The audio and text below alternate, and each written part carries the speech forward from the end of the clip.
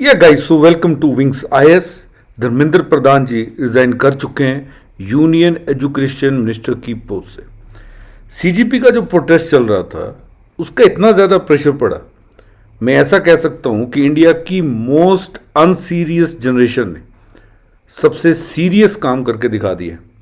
उन्होंने इंट्रोड्यूस कर दी इंडिया में पॉलिटिकल अकाउंटेबिलिटी, जो अभी तक एक लंबे टाइम से इंडिया में मिसिंग थी।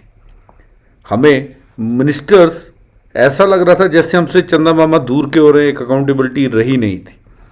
So this step, this protest has introduced the component of accountability.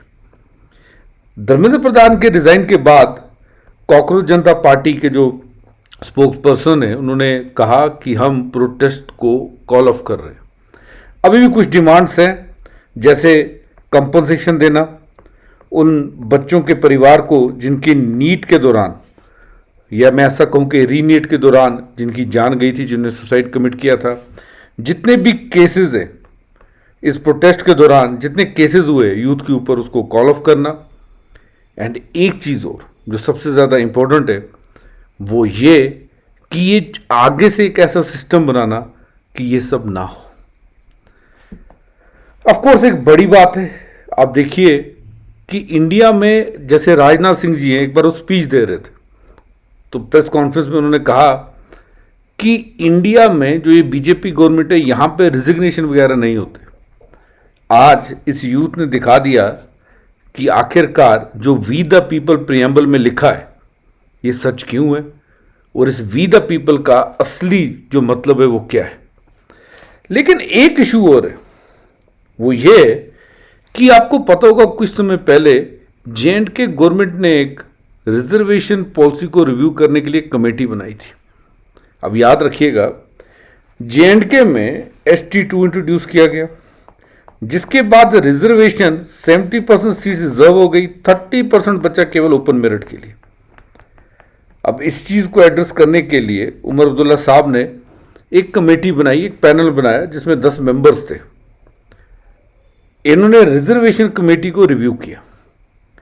अब रिजर्वेशन को रिव्यू करने के लिए इन्होंने RBA और EWS को, ऐसा कहा जाता है कि इनको ऑल्टर किया और 60-40 लाया, यानी 60% ओपन मेरिट, 40% रिजर्वेशन के लिए। लेकिन अभी तक, अब ये चीज़ याद रखिएगा, जो ये कमेटी बनी थी ये 2024 में बनी थी। 2025 में इसमें थोड़ी सी प्रोग्रेस हुई। आगे जाके आप देखेंगे इसी साल, अगर आप अप्रैल में देखेंगे, पिछले साल अप्रैल 2025 में सकीना यत्तू जी ने कहा था कि जो कमेटी बनी है जल्दी से जल्दी अपनी रिपोर्ट को जो है पब्लिक कर देगी। अक्टूबर के महीने में हमें पता चला कि रिपोर्ट सबमिट हो गई और उसे LG सर के पास भेजा गया, यानी lieutenant governor of Jammu and Kashmir के पास भेजा गया। अब यह चीज़ तो देखिए कि हम लोग इस टाइम पे बैठे हुए अगस्त 2026 में, जून में हमने सुना था कि मिनिस्ट्री ऑफ होम अफेयर्स ने कुछ क्वेरीज भेजी हैं, कैबिनेट ने काम से क्लियर कर दिया है, लेकिन अभी तक रिजर्वेशन रिपोर्ट का कुछ भी पता नहीं है। तो अगर इंडिया में एक अकाउंटेबिलिटी का सेटअप आ चुका है, J&K जैसी स्टेट जहां पे अनएम्प्लॉयमेंट रेट सबसे हाई स्टेट से बढ़ती जा रही है, तो क्या ये गलत होगा कहना कि अब लगे हाथ J&K की जो एजुकेशन मिनिस्टर है,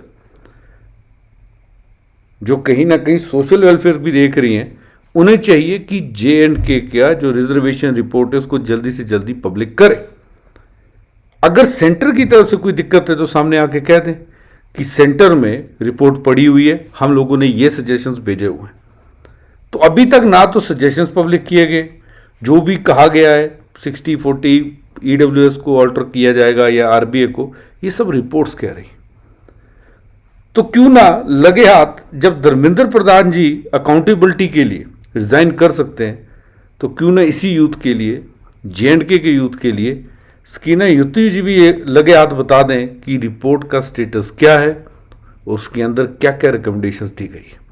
आपके इस विषय के बारे में क्या कहना है मेरे को कमेंट सेक्शन में जरूर बताइएगा। Thanks for watching this video guys. Subscribe to wings IAS.